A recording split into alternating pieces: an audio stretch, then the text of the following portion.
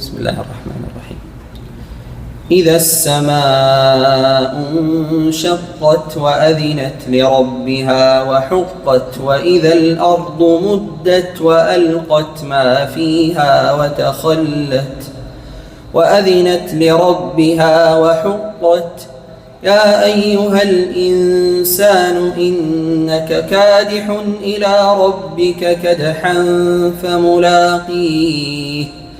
فأما من أوتي كتابه بيمينه فسوف يحاسب حسابا يسيرا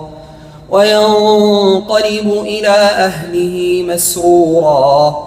وأما من أوتي كتابه وراء ظهره فسوف يدعو ثبورا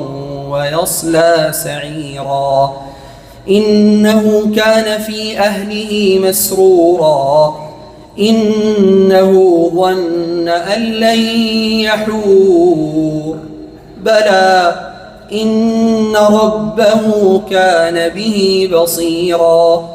فلا أقسم بالشفق والليل وما وسق والقمر إذا اتسق لتركبن طبقا عن طبق